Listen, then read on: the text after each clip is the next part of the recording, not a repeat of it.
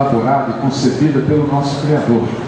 Então a nossa ciência, ela tem que andar em sintonia com os processos naturais. Nós temos que fazer ciência para incrementar as produtividades dos agroecossistemas, porém em sintonia com as leis que regem esses agrossistemas. Então imagine o seguinte, eu gosto de dar esse exemplo, um engenheiro vai construir um prédio e alguém fala, olha a lei da gravidade, hein? E ele diz, olha, eu quero que se dane essa lei da gravidade, eu tenho aqui meus cálculos, entendeu? Eu não estou nem aí para essa lei da gravidade.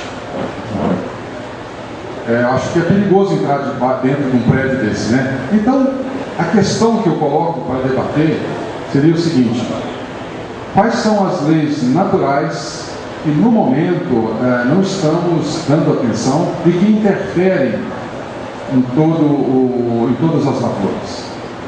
Então, até estou escrevendo um livro, está quase pronto, que fala de uma primeira tentativa de enunciar 10 dessas leis naturais. E eu vou dizer uma para vocês, resumidamente, que é exatamente Eu gostei muito da palestra do Dr. Foswoli, mas eu vou me referir à palestra do Dr. Calegari, porque é o mesmo assunto que eu estou trabalhando. Eu não sou especialista em café. Que eu chamei de lei da imobilidade vegetal. O que significa essa lei?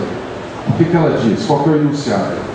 Se vocês repararem bem, todas as espécies do planeta Terra têm a capacidade de se locomover atrás do seu alimento, ou nadando, ou andando, ou voando. Todos nós que estamos aqui no planeta Terra somos capazes, até uma bactéria é capaz de nadar atrás do alimento. Mas as plantas não.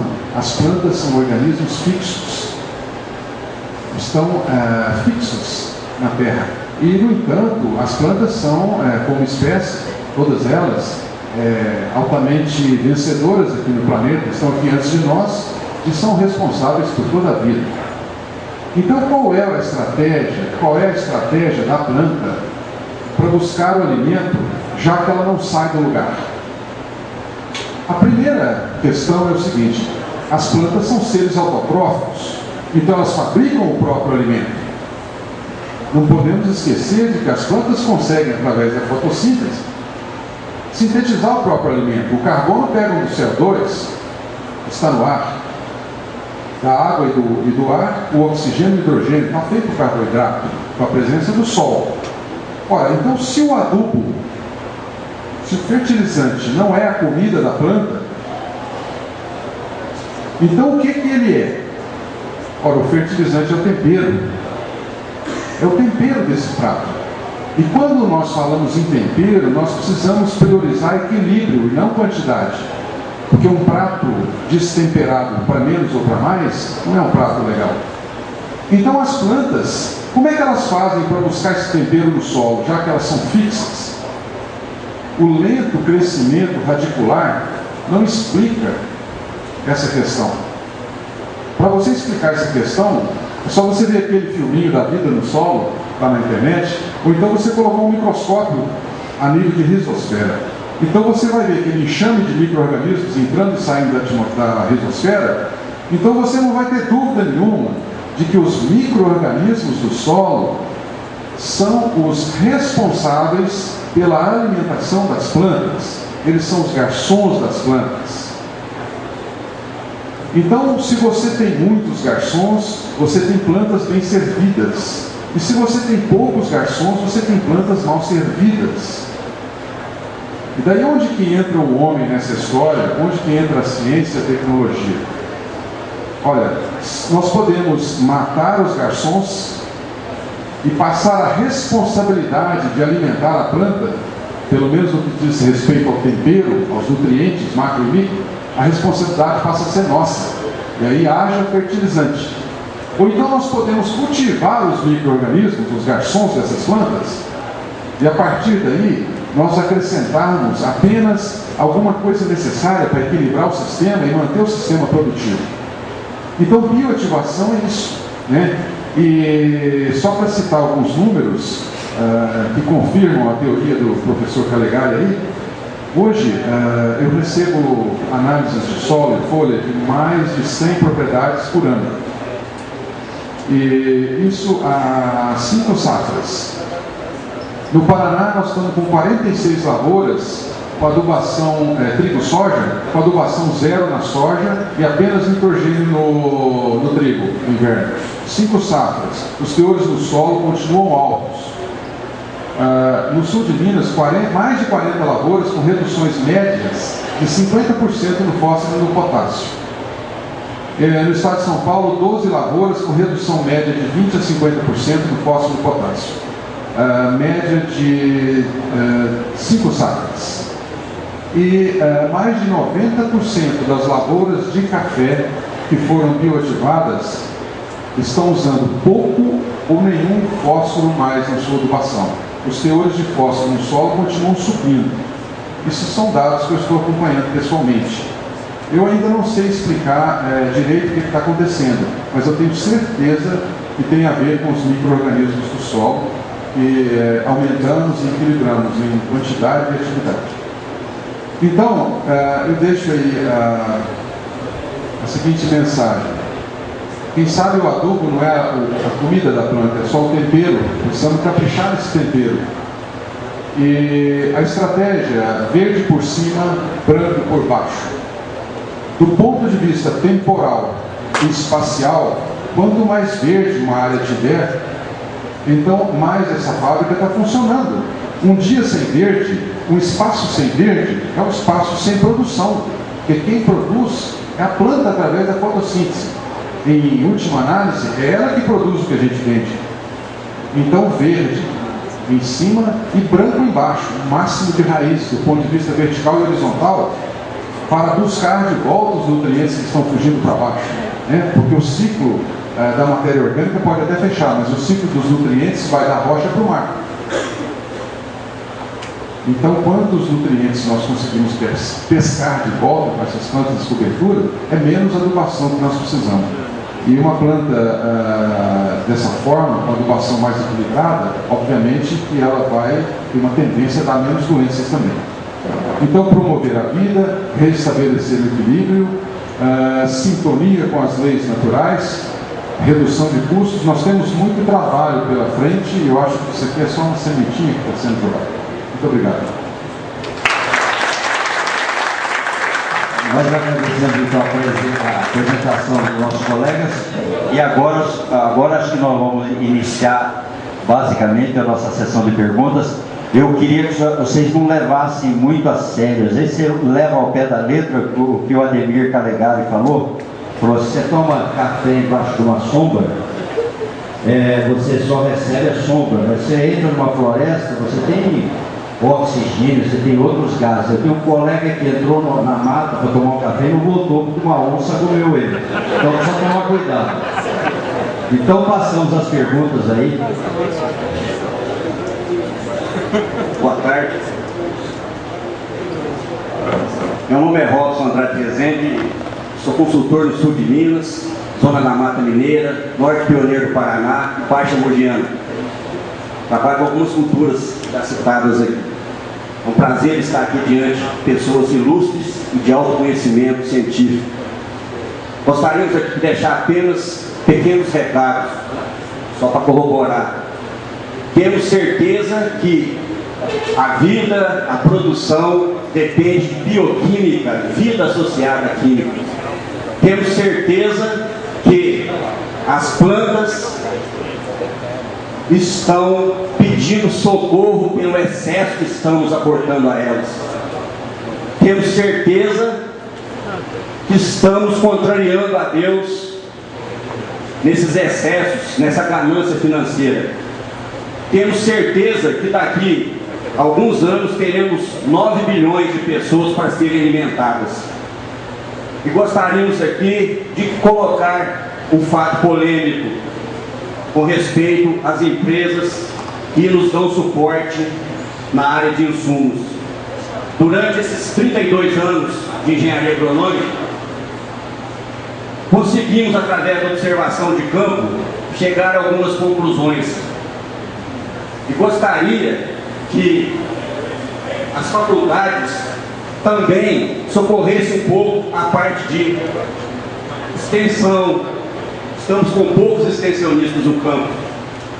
E um dos fatores que temos observado tem contribuído muito para a baixa fertilidade, o que eu chamo de APP, ou seja, área de produção permanente. A nossa função de engenheiro agrônomo nunca é de piorar aquilo que encontramos, mas sempre melhorar. Tenho aqui na minha pasta, durante 8 anos, a melhoria da fertilidade em quase 400% de um solo. Então, um dos fatores, me desculpem, é polêmico, mas por que ainda, desde 82 para 85, com pesquisas do Alcard e do Quatro, definiram o impacto do carbonato de cálcio e magnésio no solo, ou seja, do nosso famoso calcário? E por que uma agricultura moderna, altamente científica e de ponta, ainda se usa esse insumo ultrapassado? Com todo o respeito que eu tenho. Mas observamos que a fertilidade do solo passa pela retirada desse insumo. Tenho para dizer só isso. Agradeço a Deus por ter me colocado aqui e ter encontrado pessoas nessa linha de sustentabilidade. Ou seja, sustentabilidade para mim é fazer o produtor ter renda. Não é balela, é ter renda, produção. 43 sacas de café por hectare sem uma grama de fertilizante, nem via solo, nem via folha. Isso para mim é sustentabilidade, aproveitar de fato os recursos naturais renováveis. Muito obrigado. Se algum participante da mesa quer fazer algum comentário, passamos à próxima pergunta. Passamos à próxima pergunta, então.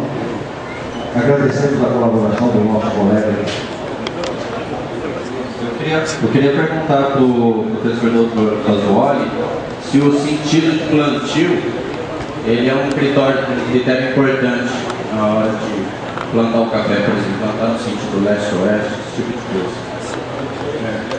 Ok. Realmente é fundamental, mas é muito difícil você estabelecer isso. Se você puder estabelecer o seguinte, nós todos sabemos, do lado do poente, tem diferenças enormes para doenças, inclusive qualidade da bebida. Se você puder estabelecer isso, então eu acho que pode ser um dos pontos a ser considerado. Tá certo? Isso, inclusive isso já tem experimentos publicados aí, o sentido do plantio de café com maiores rendimentos e menos problemas de produção de um lado ou de outro. Já tem 2 ou 3 experimentos publicados. Outra pergunta? Você? Meu nome é Roberto Santinato, gostaria de fazer uma pergunta aí. E pela primeira palestra do professor, seguinte, no Brasil nós temos algumas cidades que fazem um tratamento de esgoto e gera um lodo de esgoto, certo? E esse lodo de esgoto, por exemplo, em Franca, é o lodo de esgoto tipo B. E esse lodo de esgoto tipo B, ele não pode ser usado de uma forma generalizada, porque ele pode ter contaminantes à saúde. Tá?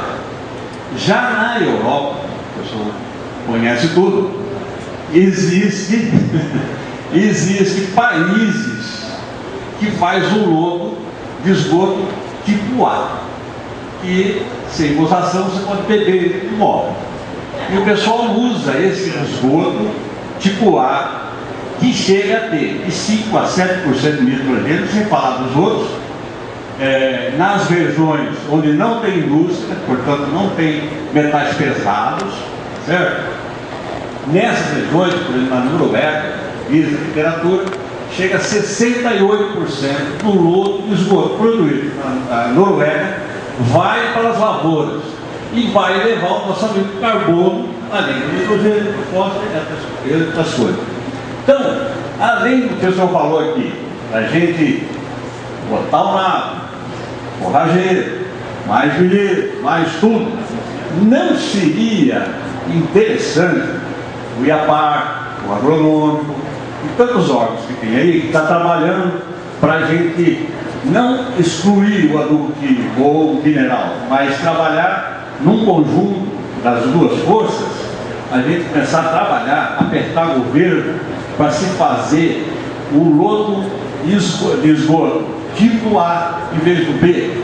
Em Franca tem um exemplo disso, que é pouca passagem para se conseguir isso.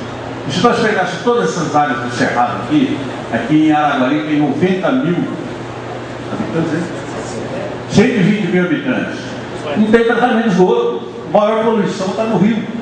E aí tem o pessoal do verde que fala, ó, vocês botaram veneno aqui, está acabando com os bichinhos. Nós estamos botando bichinho na água e estamos jogando esse bichinho.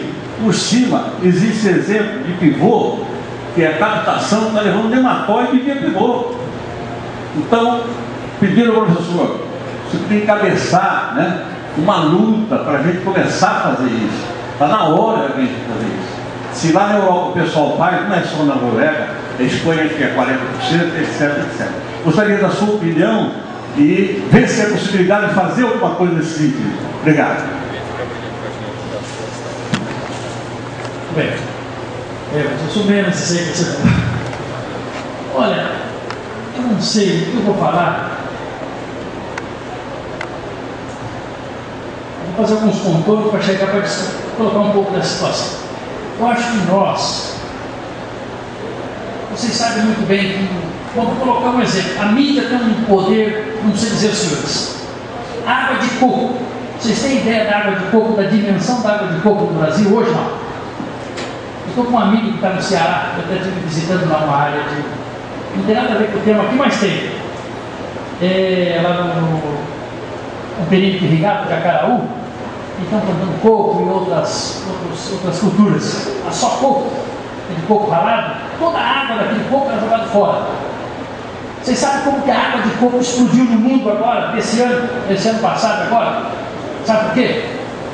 Uma razão.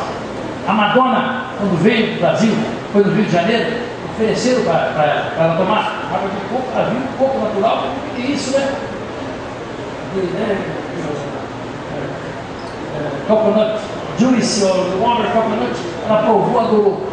Todos os shows, a Priscila falou, eu tenho os documentos, todos os shows da Madonna nos Estados Unidos onde for, é água de coco de 30, 40, 60 litros. Na chegada e ela toma e fala, está suada e fala, vou tomar água de coco de graça. E foi explodindo.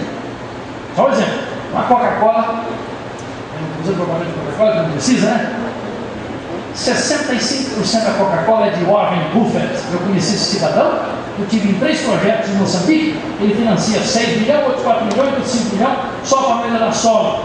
Ele é 65% da Coca-Cola no mundo. A Coca-Cola é a que mais tem merchandising e mais marketing no mundo, uma das empresas que mais tem.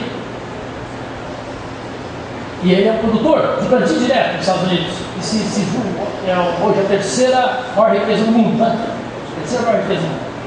Primeiro lá o mexicano, segundo lá o internet, lá o terceiro lá. Bom, então o marketing é muito forte. Nós, em algum momento da história nossa, não sei se lembra de 2002, eu sei das informações da gente, 5 mil brasileiros foram para o exterior estudar. Vocês viram agora? Deve 500 mil brasileiros para o exterior. Então, quando antigamente nós íamos as coisas para o exterior, foi vendido para nós americano, para as coisas tudo errado. São matadores, são seminários, é verdade, é verdade. Eu admiro o americano. Não todos, tenho muitos amigos nos Estados Unidos, fui 10 vezes, morei nos Estados Unidos, fui ficar 4 meses, fui 3 meses, fui 2 meses, agora fui 1 ano. Espetaculares os resultados. Estudam. Eu tenho um amigo do Iapar, que hoje é da URGS, que está lá, fazendo um estudo em microbacia, nós vamos chegar nisso, fazendo um estudo em microbacia. Tive pela agora em outubro lá na Austrália, no Congresso Mundial, o SDA, Departamento de Agricultura, as universidades, dinheiro do governo, pagando, estudando a profundidade, só que não pode explicar os resultados. Os resultados são alarmantes. Tem resultado de 20, 30 anos no fundo de lagos, que não pode mais comer o peixe, por causa dos colorados, que estão ali há 30 anos nos efeitos colados. Então tem regiões, o negócio é o seguinte, então alguém colocou, o nosso amigo ali colocou o seguinte, nós estamos chegando, já vou chegar nisso. Assim, no momento, essa visão lá do Iapar, essa visão do Ademir Calegari, o presidente vai chegar hoje à noite aqui, não está podendo Florinho ser do Iapar, não é o Iapar que está falando, porque é o Ademir Calegari. os nossos modelos estão esgotados. Esse modelo de agricultura está esgotado. Ele vai sobreviver um pouquinho mais. Por quê? Porque está explodindo e nós não vamos ter mais sustentabilidade. Quem vai produzir comida? Tem estudos mostrando hoje. Quem fala do urbano poluir? Nós estamos falando do rural. Então o produtor tem que pagar conta. O produtor é o culpado. Esse que joga culpa no produtor. O produtor, quem é produtor, levanta a mão. São os produtores, levanta a mão. Os produtores, nós somos vítimas de um sistema.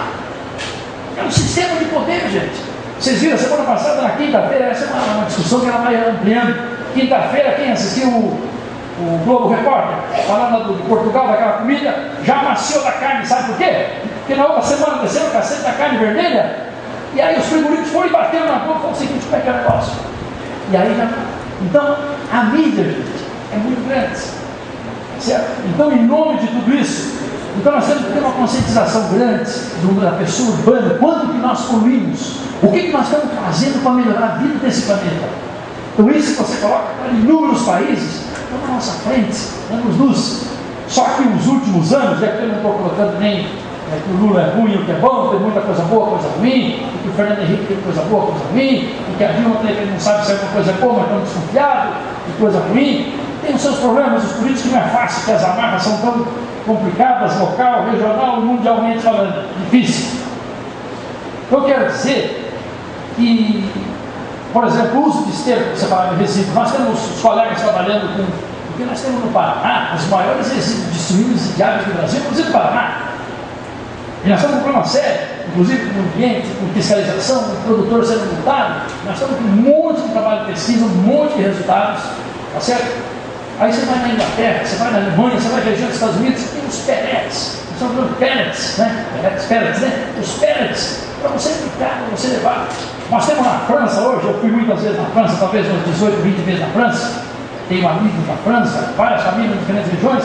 Tem região da França hoje, por exemplo, que as frutas, que os produtos produzidos localmente, regionalmente, ali, eles têm uma alíquota de imposto para diminuir o transporte de 1.000, 2.000 quilômetros. Você está gastando muita energia, então vai entrar produto de fora, é quase inviável. Para produzir localmente, para ter um equilíbrio, um balanço, manejo de resíduos, manejo de dejetos, de efluentes. Então, claro que nós temos jeito, claro que nós podemos. Só que nós estamos, você sabe, tem políticos hoje, deputados, lutando lá no Rio Grande do Sul Federal, para ter um tratamento diferenciado no produtor de plantio direto. Ele é um produtor diferenciado, ele não está produzindo, não está só ganhando dinheiro, ele está contribuindo com o ambiente, ele tem que ter um tratamento diferenciado. Ou lá no banco, ou lá no financiamento da máquina, em algum lugar. Produtor de café, e aqui eu não estou puxando o saco de uma cooperativa, gente, a Cochupé que a gente conhece, eu já fiz mais de 15, 20 treinamentos da Cochupé, vamos para treinando esse pessoal lá, amanhã, depois da manhã, o pessoal da Cochupé está querendo ter sustentabilidade no sistema de café. Tem pessoal de cítricos aqui, vocês viram o que aconteceu em São Paulo?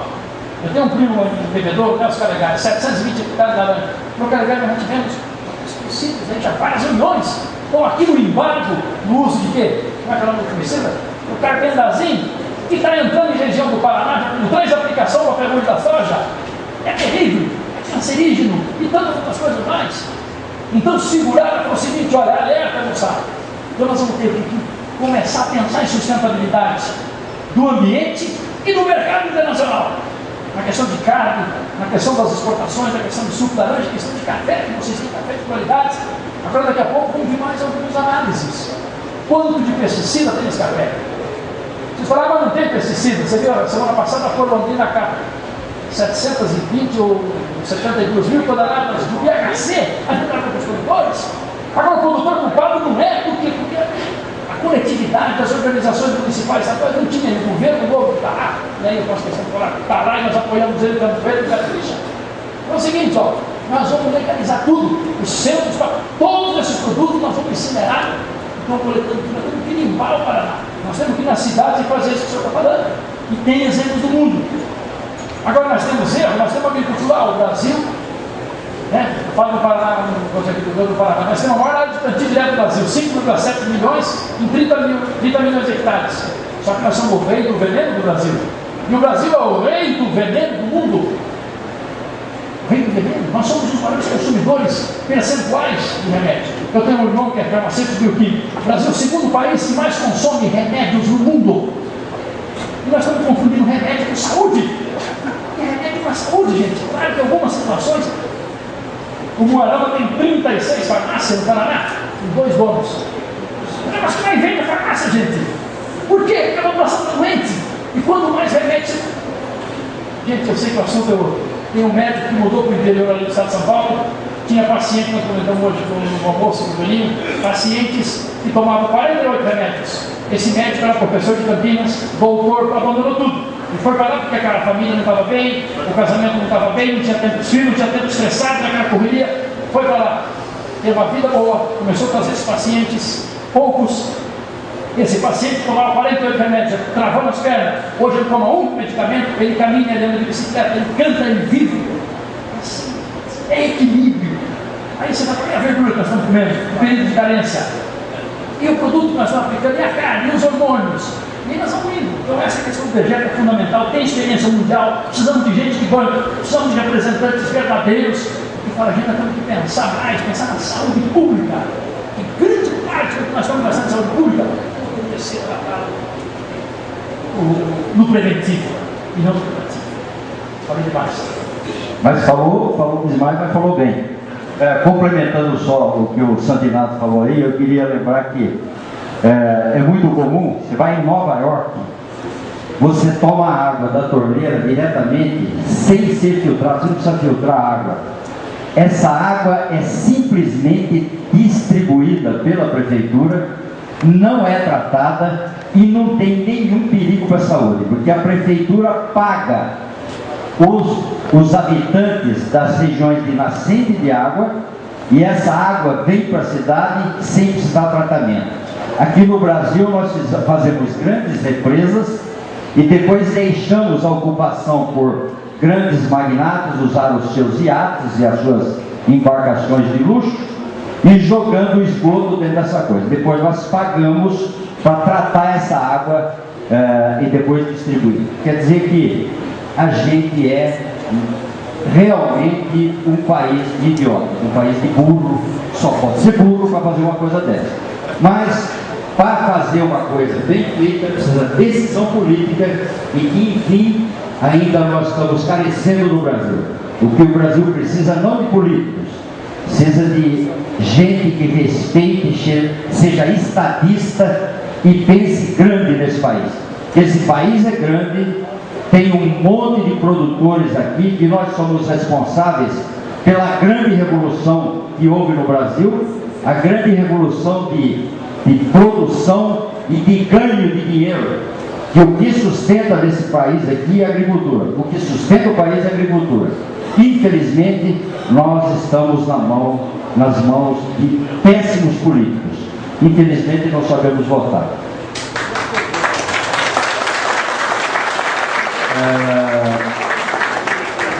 Tem uma pergunta aqui para o Luiz Carlos Fasuoli. Essa pessoa não se identificou. Ela gostaria de saber mais a respeito da variedade topázio em nossa região, aqui na região de Araguari. Bom, nós tivemos a oportunidade, estou aqui desde segunda-feira, de visitar várias lavouras e realmente essa variedade topázio está se comportando muito bem nas lavouras que visitamos. Esse material é um cruzamento que foi feito no IAC, iniciou-se no IAC em 1961. É um cruzamento do Mundo Novo, cruzado com catuai amarelo, e foi desenvolvido até um certo período pelo IAC. O IAC continua desenvolvendo, mas cedeu material de segregação para o pessoal da UPA e para mim, que lançaram essa variedade. É uma variedade excelente, é tão boa, ou vou dizer que é superior ao catuai, mas é tão boa quanto o catuai amarelo 62. É um material excelente que pode ser plantado tranquilamente. E nós temos uma variedade similar no IAC, que está sendo lançada esse ano, que chama-se Ouro Amarelo. Só que ela tem o broto verde e essa variedade tem o broto bronze. Era isso que eu gostaria de falar. Alguma pergunta mais? sou Eduardo Mosco, trabalho aqui na região. Minha pergunta para o Dr. Calegari, duas perguntas na verdade, doutor. É muito comum na nossa região aqui, o senhor enfatizou bastante matéria orgânica no solo, a gente aumentar a matéria orgânica. Eu estaria, em função de várias granjas que nós temos aqui, criação de peru, criação de galinha, essas coisas todas, então é muito comum o nosso produtor adicionar esse insumo na lavoura. O senhor vê isso, resíduos, obrigado. O senhor vê isso com bons olhos? Isso estaria substituindo alguma coisa no sentido que o senhor falou? A minha segunda pergunta é a seguinte: das propriedades químicas que existem nas plantas nematicidas, essas propriedades químicas estão só na raiz ou quando a gente faz a incorporação dela, a roçada, a trincha, se eu colocar esse material embaixo da saia do café, se eu vou ter esse mesmo resultado? Eu digo isso porque na colheita de café há necessidade da gente limpar debaixo da planta de café, né? Então, algumas vezes o solo chega a ficar, a terra chega a ficar igual esse ladrilho aqui. Então eu gostaria de saber isso daí do senhor, se eu conseguir colocar de uma maneira bem clara. Claro que o resíduo animal, os dejetos animais, são importantes fontes de nutrientes. E são importantes, tem substâncias também, porque a gente acha que a gente estudou bastante, mas tem substâncias que têm efeitos na vida do solo, na biologia do solo, a nível micro, meso e macro, que ainda faltam muitos estudos. Então, claro que são componentes que estão trazendo nitrogênio, estão trazendo fósforo, né, potássio. A gente sabe que os resíduos, por exemplo, bovinos, os animais, 70% até 90%, 95% dos nutrientes permanecem ali com fezes, com esterco, com urina, né? Bastante nitrogênio, os resíduos de aves, peru, bastante concentrado. Claro, isso vai ajudar a ativar. Agora, isso não evita, ou isso sozinho, não tem esses efeitos em profundidade que as plantas de cobertura têm. Vocês viram os dados que eles mostravam a quantidade, né? Bom, só um parênteses. Então tem um produtor de Assumasa Sani, meu amigo produtor, o filho dele ficou 4 meses com a gente, tem um mestrado japonesinho de Marial. Esse produtor nós tivemos com o pessoal das Nações Unidas, da FAO, da Guatemala recentemente, e amigo nosso, as 2, 3 vezes nós estamos lá. Aí ele mostrando o café, 50, 53 sacos por hectare. Aí perguntou, quanto de adubo que o senhor está usando aqui? Ele falou, não, faz 12 anos que não adubo mais aqui. Não é possível. Mas o senhor segue quem? Consegue Tumorucena e Caregari. Um produtor de 20 hectares, certo? 3 hectares de atemoia, a atemoia fantástica. Mas como é que o senhor não tem doença na atemoia? Foi lá no interior de Goiás, pegou marolo, pegou raiz nativa, fez cavalo. Eu uso esterco e cobertura. Braquiária e guandu. Porque a braquiária que a gente está colocando ali, gente, você pode roçar ela, ou na época do inverno que ela não cresce, você pode plantar as coberturas em cima dela, porque nós estamos fazendo em frutas. A fruticultura está explodindo as coberturas de novo agora. Certo? Então nós podemos, em cima da braquiária, colocar um coquetel de inverno. Então uma coisa não elimina a outra. O que nós precisamos é de um bom diagnóstico. Só que esse diagnóstico que eu estou falando é principalmente biológico que nós não temos. Esse diagnóstico de folhas, né, o que o Toninho tem colocado, às vezes a produtividade está aumentando, e isso tem um monte de paradigmas. Nós estávamos numa reunião de plantio direto lá em Viçosa, e aí chegou um professor, porque às vezes você sabe que tem os, vamos dizer, os ninjas, né? Pode ser que alguém fale para o cara, você é ninja nessa planta de cobertura. Gente, eu não acreditava nisso. Quando eu fiz meu mestrado na Escócia e visitando produtores, acreditava não 100%. Aí chega um cara, escuta, que estão plantando há 2 mil anos, o senhor faz rotação? Eu digo, rotação aqui é que nem o ar, é que nem respirar o ar, não precisa nem falar, isso aqui você não precisa estar morto. A canola aqui é cada 5 anos, senão ela arrebenta de doença. Aí quando você vai na África, o que está acontecendo que não põe adubo? Nunca colocou adubo, estão produzindo? Como é que é isso? De onde vem? Eu nunca tinha ouvido assim, as palavras do Toninho, esse Toninho é amigo nosso, mas essa dos garçons, isso é fantástico. Publique logo isso, escreva isso. Isso é fantástico, os garçons estão ali, os bichinhos estão ali fazendo esse trabalho extraordinário, porque eu não conhecemos nada disso. E o adubo é o tempero. mas não estou falando para não adubar. Use o que tem de resíduo vegetal, animal, industrial disponível, com racionalidades. Agora, as plantas de cobertura, esse efeito num bandu de 5, 6, 7, 9 metros, carregar na internet, não, eu vi, não estava lá. Eu estava lá na trincheira que o pessoal fez na Cotriza, de 9 metros e 20, desceram e tinha raiz de bandu lá embaixo. Aí veio um japonês do Japão que ganhou o prêmio mundial. Ele descobriu que o grão de bico, valentilha, a ervilha tem, só que o bandu é o campeão para ter esse ácido psicídico, que é um ácido extraordinário, que consegue complexar o fósforo, está ali preso. Vocês estão aplicando, você vai na análise, as nossas análises não estão conseguindo captar. Nós fizemos análise do solo de Pato Branco, de rocha, lá do basalto, isso não tem nada de novo, gente. Com extrator forte, nós chegamos a 1.300 ppm de fósforo, talvez 300, 400. Será que não tem tecnologia mundial que se vai aplicar ou algum bioativador que aumenta o fósforo? Tem! Mas por que não põe? Vocês viram agora os inventos, vão vendendo 1.200 km por litro de combustível, lá nos Estados Unidos agora semana. E vem mais coisa aí, gente. Vem mais coisa aí forte. Então, vamos usar com racionalidade. Essas plantas podem ser usadas. Diagnóstico. Eu tenho nematóide. O que eu tenho? Antes de começar a cultura, eu tenho seringueira, coco, café, qualquer cultura eu tenho que saber bem. Por que está desequilibrado? Por que está desequilibrado? Baixa matéria orgânica, monocultura e excesso de produtos matadores. Então, matando os predadores, destruindo tudo. Aí você fala, mas cadê aquele produto? Aquele produto subiu, mas por que não ano passado? Sabe? Por quê? Porque é isso.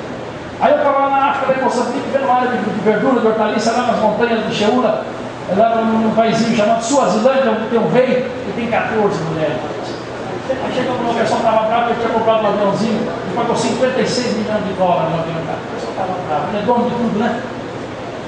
Aí nós vamos fazer, falei assim, gente, qual é a produtividade aqui? Não tem. Você chegar num lugar, carro para andar, não tem. Produtividade não tem. Tem para compactação, não sabemos, não tinha nenhum trator. Vamos fazer, fizemos 20 trincheiras, andando a pé, às 4 da manhã. 19 tinha compactada, só com trinchada, só na mão tem compactação. E daí? Aí nós vamos colocar planta. Quer dizer, você precisa de um diagnóstico primeiro. E muitas vezes não estamos fazendo esse diagnóstico, gente. Tá certo? Então eu acho que é aí que nós estamos. Desculpe eu me alongar um pouquinho, esses dias os mineiros amigos nossos aqui de recentemente de Piuí, né? O pessoal ali do Gesso, esse trabalho fantástico do pessoal lá, o Alexandre, o Paul e o Paulinho, estiveram visitando o show rural. Nós estávamos lá com a nossa banda de cobertura, né? 52 empresas de Iapar, lá com um de gente todo ano. Aí eles falaram que ia chegar, foram uns 4 dias antes, foram 10 pessoas, 12, e foram visitar alguns produtores. Eu não estou falando mal dos meus produtores, gente. Eu estou falando para a gente o que nós precisamos melhorar. Visitou e falou, eu estou decepcionado. Eu falei, bom, quando não tem um colega nosso que é daqui da cooperativa aqui de Mamburê, fomos visitar 4, 5 produtores, chegamos, o que o senhor está usando para perguntar? Eu nem sei. Mas o que o senhor está aplicando, sabe que eu não sei quantas aplicações, eu não sei a da cooperativa que vê. Rapaz, eu não estou cuidando do meu negócio, eu não sei que produto, que dose, o que eu quero. Aí você chega num produtor nos Estados Unidos, lá na Austrália, de 1.200 hectares, um funcionário, o que o senhor usa? Eu uso isso quando preciso, eu tenho esse. Tudo! Nós estamos deixando os outros, nós estamos achando que o negócio não está sozinho. E aí nós estamos, negligência. O Duval falou os burros, acho que é negligência. Nós estamos, o jeitinho, que é bom às vezes, então nós estamos numa decadência mundial moral, na minha opinião. Aí os big brothers, os big boys da vida, dirão, gente, o que você fala para os filhos? E aí vamos indo, gente. E vem vindo as crises. Aí, e de produto, e de comprar, e de comprar, e de comprar. Então, racionalidade, diagnóstico. Oi? Desculpe, não respondi do nematóides. A questão de nematóides.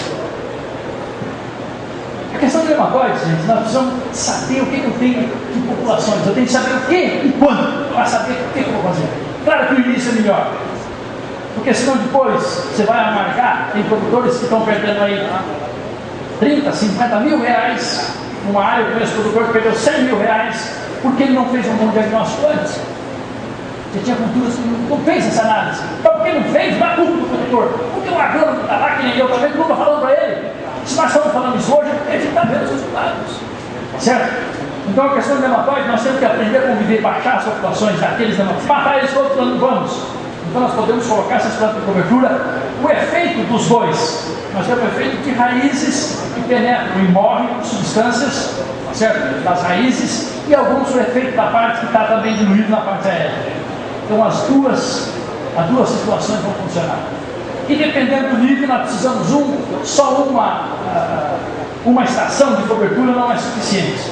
Agora, quando nós vamos fazer um decote, está tudo limpo, 70, 80% da raiz do café vão morrer, nós estamos com esse trabalho agora no Paraná, está no segundo ciclo de cobertura. Nós estamos com vitória, estamos com 3, 4 tipos de cotalária, estamos com trigo mourisco, sarraceno, e a par 91 Bahia, que é o 92, já aumenta a nematóides.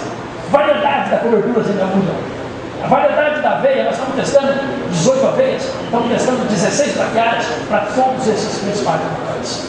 Em julho e agosto, vamos ter todos esses dados, junto com as nossas nematologistas, uma questão do trabalho também no campo, validando áreas de café e outras áreas de cultura anuais, que vão dar esse grande aporte para que a gente realmente siga o caminho.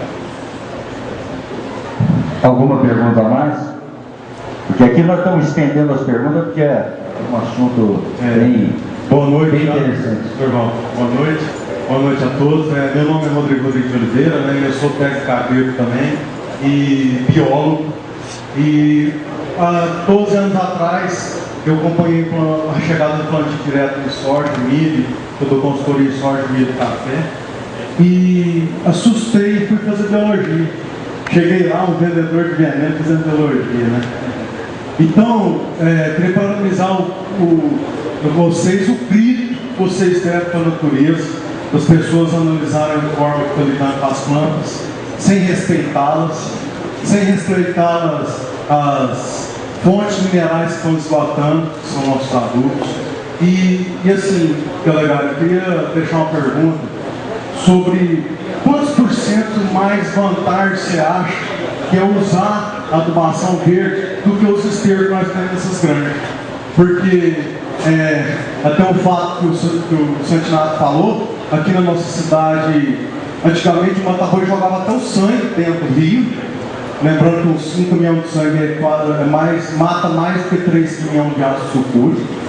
Aí depois eles descobriram que aquele vale de dinheiro está cheio de fósforo lá e começou a tratar. Aí hoje tem alguns produtores que inclusive pegam o resíduo que sobra da lavação, dos rumens, e está lá montando aquilo. E ninguém tem estudo, igual o moço pediu, igual o Santinato pediu sobre isso.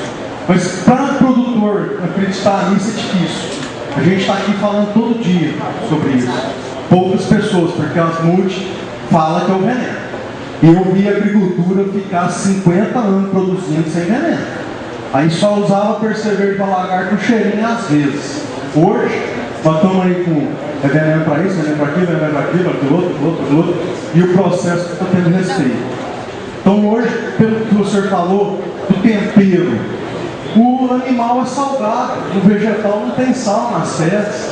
Então, essa matéria orgânica do senhor, quantos por cento melhor o senhor acha que é do animal? Porque o animal, o produtor gasta R$120 para colocar lá na fazenda. E a vegetal custa 60, já tem um monte de dificuldades. Então, quantos por cento o senhor acha que é melhor esse uso da matéria orgânica vegetal, que está aí por Deus, e nos trazendo tanto eficiência nas micorrizas, nas outras coisas, como vocês dizem? Muito obrigado. Você já estou falando aqui, não estou falando realmente demais. Mas é o seguinte, São Paulo, o estado de São Paulo, estimativa dos últimos anos, só na área de renovação de cana com crotalária júncia, 200 mil hectares. O custo dela, o custo de implantação, é 5 a 10% do benefício. Isso não dá para te dizer o mínimo. Sabe por quê? Depende de que tipo de solo, depende do que você quer para planta de cobertura. O que você quer? É fósforo? É potássio? É nitrogênio? É nematóide? Qual nematóide? O que eu tenho? É fusário? É problema de mofo branco? Quer dizer, então são cada situações, cada história de área vai ser diferenciada. Eu diria para você que dá para você estimar de 10, 15 até 30, 40% de algumas situações demais. Por exemplo, nessas áreas de força que nós temos no trabalho, produzia 5, 8 sacas, 10 sacas de milho por hectare, 500, 400 quilos. Aqui no Paraguai, que faz 23 anos que você só o projeto do Paraguai, projeto da GTZ da Alemanha, 17, o lugar que eu mais aprendi pequena propriedade, 17 mil famílias, com 1 hectare para ser melhorado. 70 e poucos técnicos de agrônomo que a gente assessora. Ali 400, 500 quilos também. Estão indo para 4, 5, 6 mil quilos de milho. Lá na África, em vários lugares, só com as plantas. O que é as plantas? Ativou o quê? Esses garçons também conheceram eles. E aí o nutriente disponibilizou que ele estava lá e não foi embora. Porque esses fertilizantes que o Mário mostrava ali, onde é que está? Esse produtor japonês lá de Marial, eu levei o caso dele do Dr. Kaminsky, que é um químico, professor da Universidade de Santa Maria, que tem 44 anos de química. Ele falou que a ideia do café é uma planta que tira pouco do longo dos anos. Está ali, você precisa botar alguém, bota os garçons para trabalhar as raízes, as plantas, reciclar os garçons. Então essa percentagem é muito variável. Só que os benefícios são extraordinários. E para terminar nessa parte, os adubos verdes não tem nada de novo. Os gregos, chineses, romanos, há 2, 3 mil anos usaram isso. E aí eu posso agarrar achando que os químicos é tudo fácil. E eu não estou vendo que voltar com essas plantas. Senão, nós vamos cavar para o resto. Uma pergunta aqui para o professor Calegari. Qual a posição do senhor em relação a altas doses de gesso em relação às propriedades físicas, químicas e biológicas do solo? E também sobre o posicionamento da braquiária sozinha no café. Questão de gesso, gente. A experiência maior de gesso que tem no Brasil, onde é? As maiores quantidades. Minas Gerais, Piuí, aqui 3 vezes na conhece. E aí? Dr. Marcos Antônio Pavan, vocês conhecem bem, um dos aí considerados entre os 3 a 4 maiores cientistas químicos de solo, conhece bem ele, está no Biapar, produtor de café há mais de 40 anos, está se aposentando agora, 40 anos de programa. Pavan assistiu o Globo Rural, que mostrou esse programa, 23 minutos. Na hora que terminou o Globo Rural, nós estávamos em Curitiba, com o pessoal, com os africanos, eu liguei para o Paulinho e falei, Paulinho, por que ele não mostrou a dose maior? Ele falou, não, o Globo Rural não quis. E a dose maior, você sabe quanto é, né? Sabe quanto é, não? 48 toneladas por hectare de gesso. Pavan, você quer ver o vídeo? Eu vou ver, não assistir. Ver o vídeo inteiro. O que você acha disso, Pavan? Todos nós da área de solo de Biapar, o Pavan trabalhou 15, 18 anos com gesso. Nós temos uns aninhos de gesso. O Pavan olhou e falou, incontestável. A única coisa que não está correta em tudo que eu vi no vídeo é aquele senhor, né, que pode falar, né, quando ele pega lá dentro do perfil, mostra as raízes todas do vídeo dele. Lá embaixo, pegar o gesso, aqui não é gesso mais. O sulfato de calçado dissociou e já desceu. Ali não tem mais gesso na profundidade. Só isso, o resto não sabe. Então, dose, gente. Eu tenho trabalho com um canal de 5 toneladas dos melhores rendimentos. O que vocês vão usar em aerossol granuloso? Vocês. É o custo, que aqui dá 40, 60 reais. Vocês estão aqui em Veraba. Agora, quando você vai à região Rio Grande do Sul, vai lá em Vacaria, que é uma acidez alumínio embaixo, precisa ter alumínio para segurar, certo? Para complexar o alumínio. O sulfato, formar o sulfato de alumínio e liberar o cálcio. Se não tiver alumínio, esse gesso está tudo embora. Ele vai lavando e vai até o lençol freático. Então, as doses, gente, o que nós estamos recomendando lá abaixo? 3. Mas vocês têm pesquisa de longos anos? Não. A nossa pesquisa não permitiu. 3, 4, 5, 6 toneladas usa.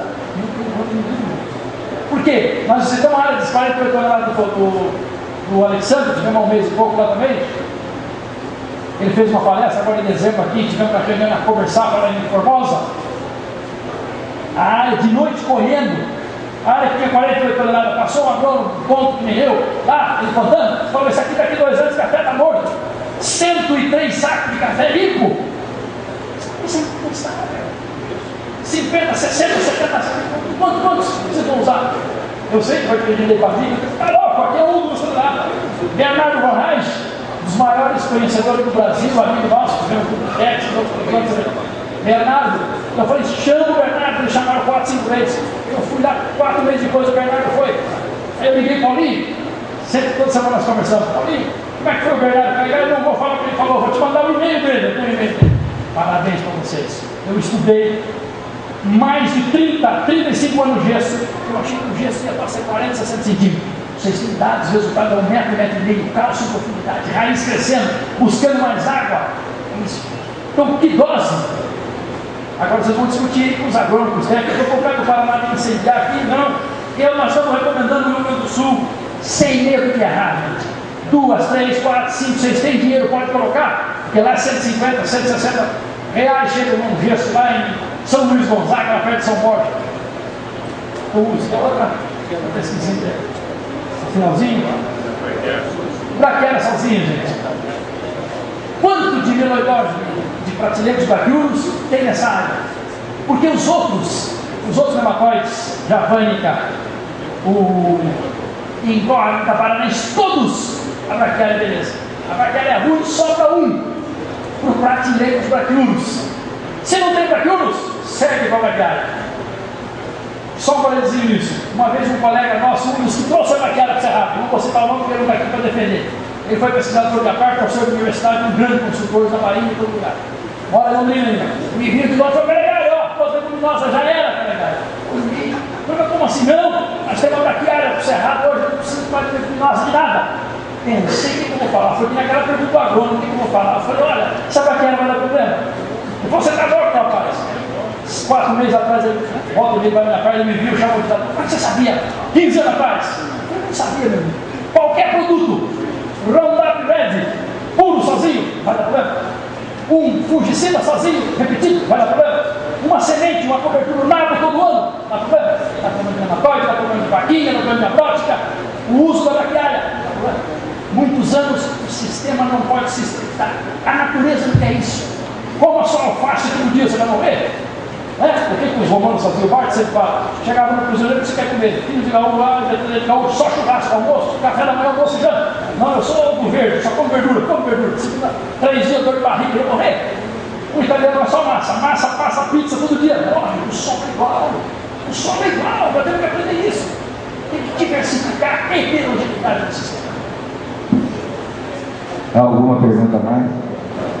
Leva o microfone para mim.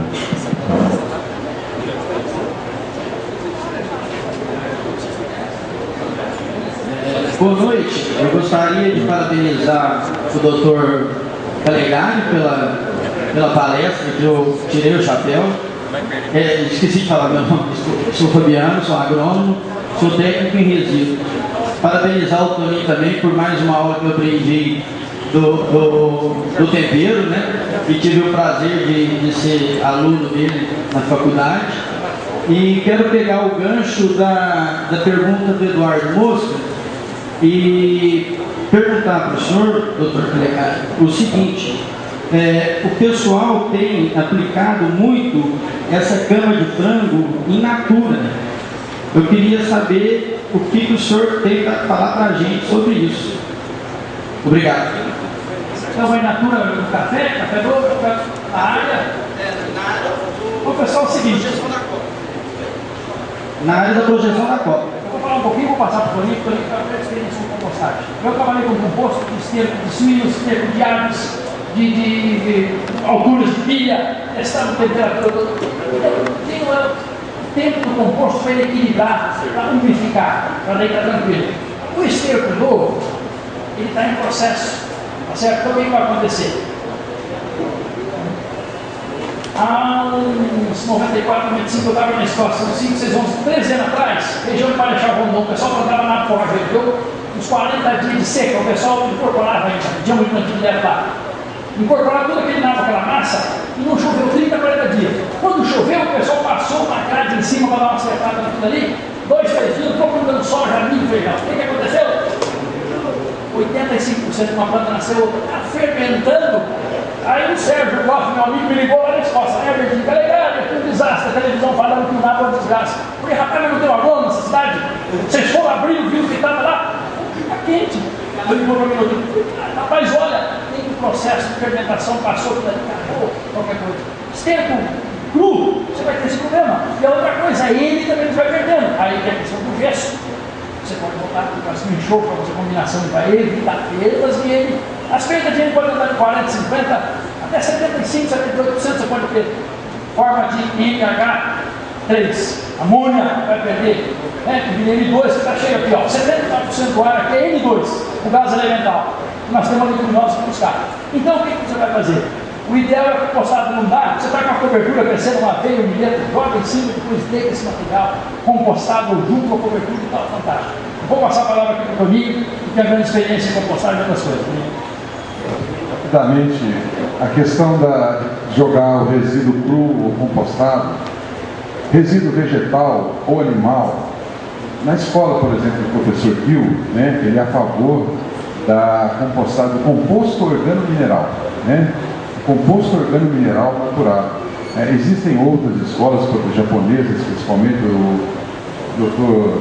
Suzuki, o pessoal do Bokashi, acha melhor você deixar essa compostagem acontecendo lá na lavoura mesmo. Mas para isso você tem que ter técnica, você tem que ter a questão da distribuição, do tamanho das partículas. Mas eu queria chamar a atenção também que nem só o resíduo vegetal e nem só o resíduo animal vai resolver a totalidade dos problemas.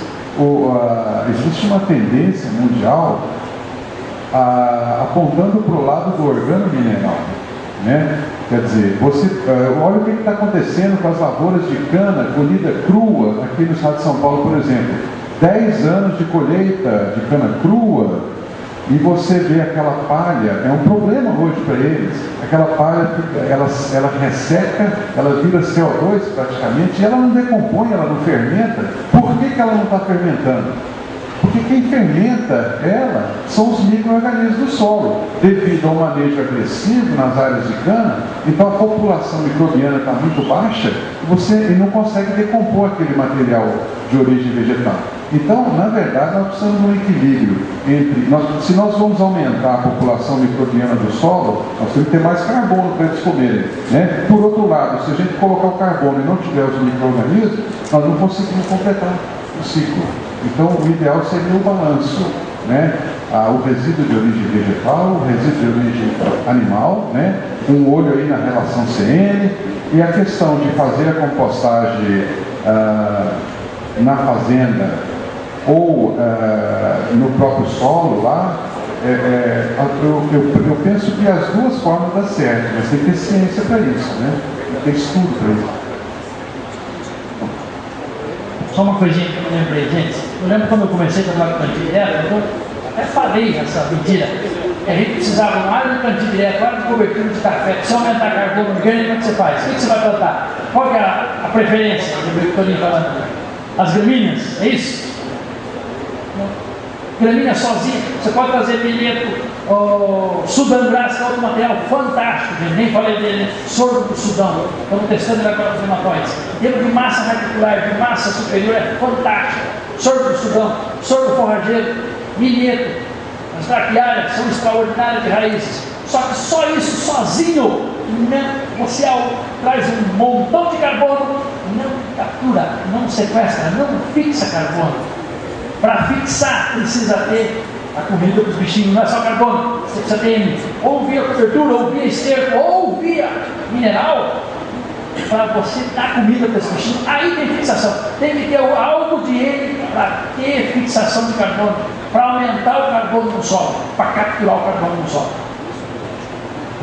Bom, pessoal, eu acho que a gente ficaria aqui até as 10 horas da noite, né, porque o interesse é muito grande pelo assunto, mas infelizmente a direção aqui do simpósio está pedindo para encerrar essas perguntas, e esse pessoal que está junto assim, que nós queremos agora de forma muito amigável agradecer a presença de cada um com a sua competência, com a sua sabedoria sobre o assunto, e que é um assunto muito importante, que a gente ainda tem que estudar muito, um assunto assim que é gostoso de falar sobre ele, e que a gente tem que um dia caminhar para isso, e isso é uma coisa...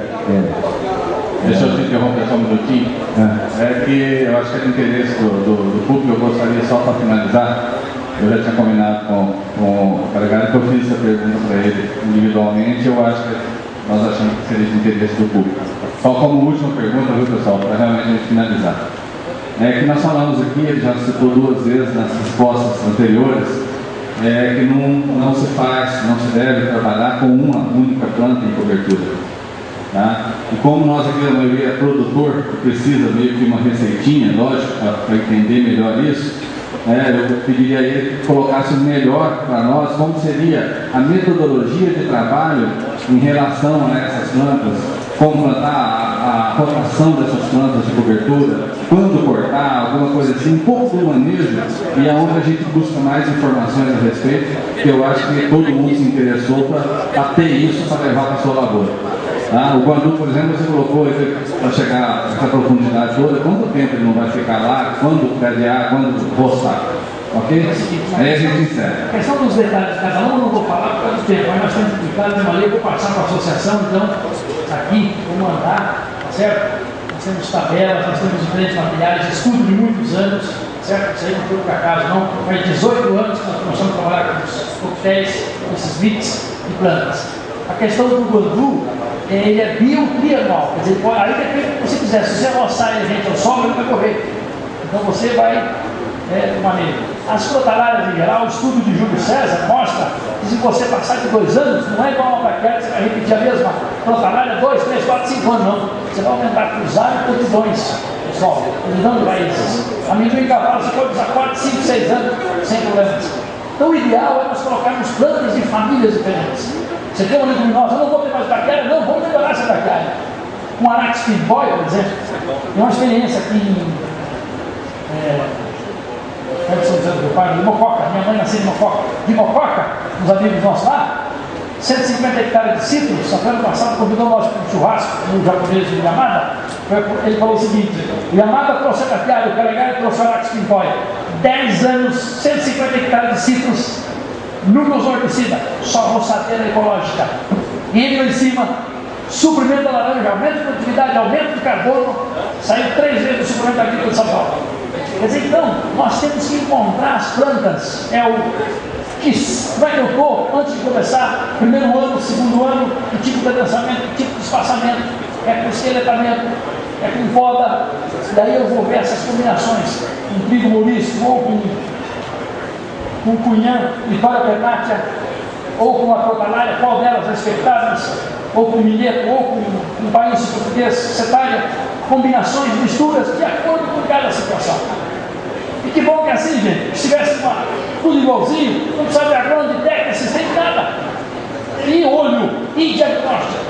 Mas essas linhas, as quantidades, eu vou estar passando então para a associação, tá certo? Para que tenha disponíveis. E estamos sempre à disposição de todos lá. Bom, nós agradecemos a presença de todos vocês que tiveram a paciência e a curiosidade de novas informações aqui.